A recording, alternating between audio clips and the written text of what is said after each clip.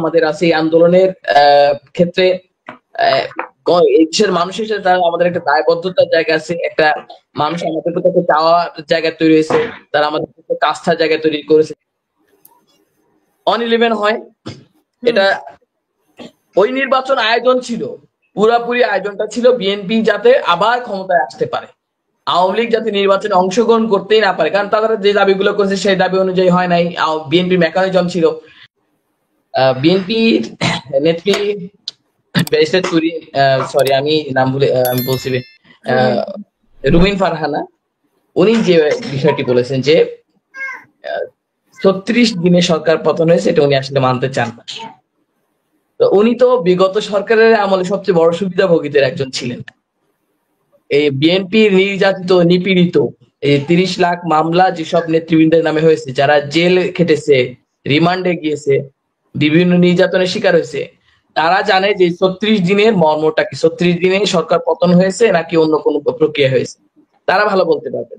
যারা রাজনৈতিক সুবিধাভোগী তাদের কাছে এই ধরনের রাজনৈতিক বকওয়া আলাপি আপনি পাবেন।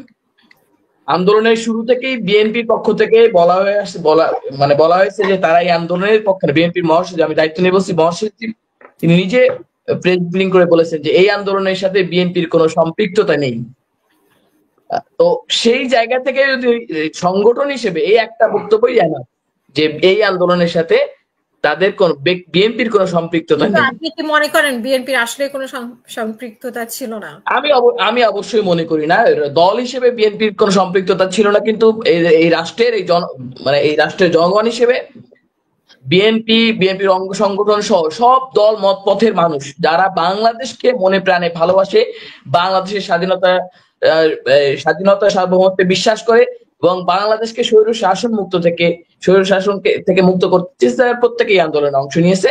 তবে আন্দোলনে নেতৃত্ব দিয়েছে বৈষম্যবিরোধী ছাত্র আন্দোলন, এটুকু অস্বীকার করার কোনো সুযোগ নেই। এই আন্দোলনে নেতৃত্ব দানকারী ছাত্র নেতৃবৃন্দরাই এই প্রেক্ষাপট তৈরি করেছে যে হাসিনা এদেশ ছেড়ে পালিয়ে যেতে বাধ্য হয়েছে এবং এই রাষ্ট্র পুনরায় একটি গণতান্ত্রিক প্রক্রিয়ার দিকে ধাবিত হচ্ছে।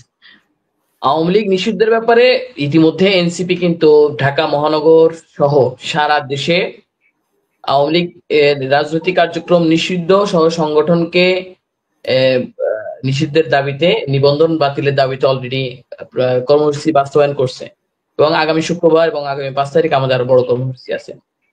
দল হিসেবে বিএনপির দায়বদ্ধতা জায়গাটা বেশি, কারণ এই বিএনপি বাংলাদেশ রাজনৈতিক দল হিসেবে স্বীকৃত, এটা অস্বীকার করার কোনো সুযোগ নেই এবং তারা তিনবার এই রাষ্ট্র ক্ষমতায় ছিল, সুতরাং তাদের দায়বদ্ধতার জায়গাটা অবশ্যই বেশি। এই যে বিএনপি আওয়ামী লীগ নিষিদ্ধের যে আলাপটি, এটা যখন আমরা শুরুতেই করেছিলাম তখন বিএনপির মহাসচিব এটা বলেছিলেন যে তারা কোন রাজনৈতিক দলকে নিষিদ্ধের পক্ষে নয়। তো তার এই নিষিদ্ধের পক্ষে নয় বক্তব্য, মনির ভাই আছেন, আমি ভাইকে বিনয়ের সাথে বলবো যে এই বক্তব্যটা হলো বিএনপি মহাসচিবের বক্তব্য, এটা বিএনপির বক্তব্য বলে আমি বিশ্বাস করি না। কারণ বিএনপির নির্যাতিত নিপীড়িত, হামলা মামলা জেল জুলুমের শিকার হওয়া যে সকল তৃণমূলের কর্মীরা আছে, নেতৃবৃন্দ আছে, তারা এই বক্তব্যকে তখনই সাপোর্ট করেন এবং তখনই তারাই এটার প্রতিবাদ জানিয়েছে, শুধু আমরা না।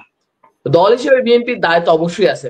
আমরা দল হিসেবে, আমরা নতুন দল, এখনো আমাদের নিবন্ধনই হয়নি। আপনাদের ভাষ্য অনুযায়ী, আমাদের অন্যান্য যে বড় রাজনৈতিক দলগুলো আছে তাদের ভাষ্য অনুযায়ী আমাদের এখন নিবন্ধনই হয়নি, কিন্তু আমরা এত কথাগুলো কিভাবে বলি?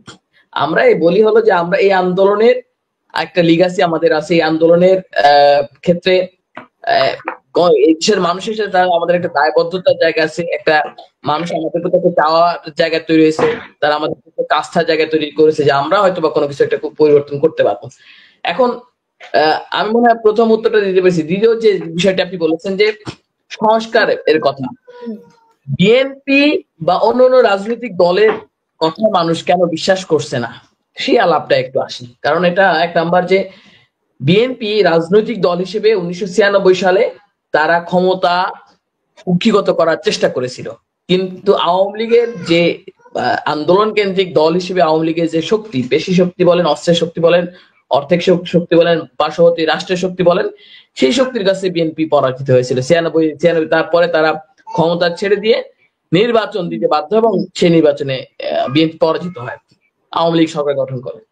2001-এ আবার বিএনপি ক্ষমতা আসে। 2006-এর আমি স্পষ্ট আমার মনে আছে, আমি আগে একদিন মনে হয় কথাটা বলেছিলাম, ডক্টর ইয়াজউদ্দিন আহমেদ ছিলেন তৎকালীন রাষ্ট্রপতি এবং বিচারপতি কে এম হাসান তাকে প্রধান উপদেষ্টা হিসেবে নিয়োগ দেওয়ার জন্য তাকে প্রধানের উপদেষ্টা করবে, প্রধান বিচারপতি করার জন্য কয়েকজন বিচারপতিকে অবসরে পাঠিয়ে তাকে প্রধান বিচারপতি করা হলো, যাতে করে সে প্রধান উপদেষ্টা হতে পারে। যখন নির্বাচনের সময় উপদেষ্টা পরিষদ গঠন হবে, কে এম হাসান সাহেব উনি বললেন যে উনি প্রধান উপদেষ্টা হতে আগ্রহী নন, এবং ওই সময় আব্দুল জলিল সাহেব এবং মান্নান ভূঁইয়া সাহেব দুইজন সংলাপ করতেন।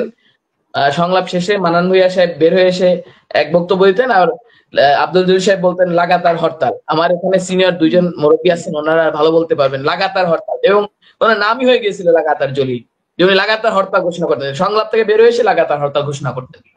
তো এই যে আমরা ওই সময়টা দেখেছি, এবং 2006 সালের যে 1/11-এর যে প্রেক্ষাপটটা তৈরি হল 2007 সালের 11ই জানুয়ারি, অর্থাৎ ওই সময় ইয়াজউদ্দিন আহমেদ তৎকালীন উপদেষ্টা পরিষদের প্রধান উপদেষ্টা হয়েছিলেন। রাষ্ট্রপতি যিনি প্রধান বিচারপতি হবেন না, যিনি না হওয়ার কারণে উনি দায়িত্ব নিতে, সংবিধান অনুযায়ী উনি দায়িত্ব নেয়। তো নেওয়ার পরে 1/11 হয়। এটা ওই নির্বাচন আয়োজন ছিল, পুরাপুরি আয়োজনটা ছিল বিএনপি যাতে আবার ক্ষমতায় আসতে পারে, আওয়ামী লীগ যাতে নির্বাচনে অংশগ্রহণ করতেই না পারে, কারণ তারা যে দাবিগুলো করেছে সেই দাবি অনুযায়ী হয় নাই, বিএনপির মেকানিজম ছিল। জনগণের এই যে বিশ্বাসটা মানে ভঙ্গ করেছে বিএনপি দুইবার ক্ষমতায় থেকে, যে তারা তো ক্ষমতাকে কুক্ষিগত করতে চায়। এ কারণেই এই রাষ্ট্রের জনগণ মনে করে এই বর্তমান সরকার ইউনূস, প্রফেসর ডক্টর ইউনূস সহ উপদেষ্টা পরিষদ বিভিন্ন সংস্কার কমিশন গঠন করেছে। এই কমিশনগুলো যে সংস্কারের পক্ষে যে সকল মতামত দিবে, জনগণের সাথে আলাপ আলোচনা, ধরেন বিভিন্ন রাজনৈতিক দলগুলোর সাথে একটা মানে ন্যূনতম সংস্কার করে নির্বাচন দিবে। সেই সময়টুকু আমরা এই গভর্নমেন্টকে আসলে দিতে চাই। ন্যূনতম সংস্কার, বেসিক কিছু সংস্কার না করে যদি আবার সেই নির্বাচনে যাওয়া হয়, আবার সেই ক্ষমতা কুক্ষিগত করে রাখার যে প্রচেষ্টা আমরা ইতিপূর্বে দেখেছি, সেটা হতে পারে। এই আশঙ্কা কিন্তু আমরা এড়িয়ে দিতে পারি না। বিএনপি রাজনৈতিক দল হিসেবে তাদের এই রাজনৈতিক আচরণ কিন্তু ইতিপূর্বে ছিল, যার কারণে মানুষ আস্থাটা বিএনপির প্রতি এখন রাখছে না। তবে বিএনপি অবশ্যই অবশ্যই তার রাজনৈতিক যে কালচার, সেই কালচারের পরিবর্তন আমরা বিশ্বাস করি। কারণ এখন 2025 সাল, 1996 সালও না এবং 2006 সালও না, যে কেউ চাইলে ক্ষমতা কুক্ষিগত রাখতে পারবে। 2024-এর বৈষম্যবিরোধী ছাত্র আন্দোলনে ছাত্র জনতা বিগত 16 বছরের যে ফ্যাসিস্ট আমাদের উপরে চেপে বসেছিল, যে প্রক্রিয়ায় যেভাবে বেইজ্জতি করে 350 জন সংসদ সদস্য জাতীয় মসজিদ বাইতুল মুকাররমে মসজিদের ইমাম সহ এদেশ থেকে পালিয়ে যেতে বাধ্য করেছেন, সেক্ষেত্রে নতুন করে কেউ ফ্যাসিস্ট হয়ে দেশে আসবে এবং ক্ষমতায় কুক্ষিগত করে রাখতে পারবে, এইটা অন্তত আমরা অন্তত বিশ্বাস করি না। আমরা বিশ্বাস করি